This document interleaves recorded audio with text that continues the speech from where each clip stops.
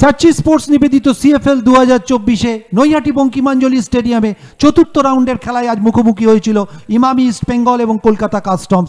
সেই ম্যাচের নির্বাচিত অংশ আমরা একটু দেখে নিই। প্রথমার্ধে সেই মুহূর্ত যেখান থেকে শুভম গোল ছেড়ে বেরিয়ে এসে অবধারিত গোল রক্ষা করে, তারপর সেই অর্পণ শেঠের একটা দুর্দান্ত চেষ্টা ছিল, কিন্তু সেটা ডিফ্লেক্ট হয়ে হীরা মণ্ডলের পায়ে লেগে মাঠের বাইরে চলে যায়। এই একটা আক্রমণ যেখানে আবার আমরা শুভমকে দেখি গোল ছেড়ে বেরিয়ে আসে। তারপর ইস্টবেঙ্গলের সামনে একটা সুযোগ এসেছিল যেখানে একটু ডিলে করার জন্য বলটা কিন্তু ওই কাস্টমসের খেলোয়াড়রা ক্লিয়ার করেন। এখানে অফসাইড দেওয়া হয়েছিল।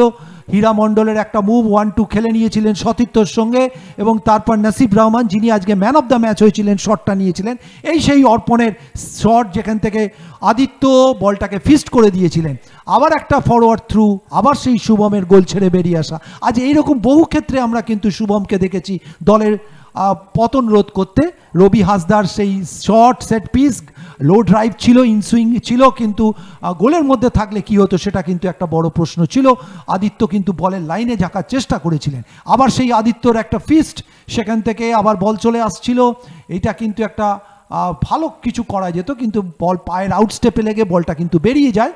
তারপর একটা ডিফ্লেকশন শট ছিল, এটা কিন্তু খুব কঠিন বল ছিল, ডিফ্লেকশন শট। এই ছিল প্রথমার্ধ খেলা, যেখানে কিন্তু গোল আসেনি। দ্বিতীয়ার্ধে কিন্তু আবার ইস্টবেঙ্গল শুরু করেছিল, সেখানে কিন্তু আবার সেই শুভমের একটা অনবদ্য গোল কিপিং, তারপর সেই বেশ কিছু মুহূর্ত যেখান থেকে কিন্তু গোল করার মতো পরিস্থিতি তৈরি করলেও গোলের দরজা কিন্তু খুলতে পারেনি ইমামি ইস্টবেঙ্গল। এবং এই প্রসঙ্গে বলবো, অবশ্যই কলকাতা কাস্টমসের রক্ষণভাগ এবং মাঝমাঠের খেলোয়াড়দের প্রশংসা করতে হবে আজকে খুব ভালো মার্কিংয়ে। এটা কিন্তু একটা সেট পিস ছিল ওই জনির, যেখান থেকে কিন্তু কোনো বিপদ হয়নি। তারপর রবি হাসদা একটা শট ছিল যেটা কিন্তু ফার পোস্টের পাস দিয়ে চলে যায় ইস্টবেঙ্গলের সামনে। এই সুযোগটা সায়ন বলটা কিন্তু ট্র্যাপ করতে একটুখানি ভুল করে ফেলেন। সায়ন এই ক্ষেত্রে একটা বল বাড়িয়ে দিয়েছিলেন যেখান থেকে গোল হওয়ার মতো একটা পরিস্থিতি ছিল, কিন্তু খুব ভালো মার্কিং ছিল এবং সেই মার্কিংয়ের জন্য কিন্তু সুবিধা করতে পারেননি। তারপর হীরার শট বাইরে চলে গেল।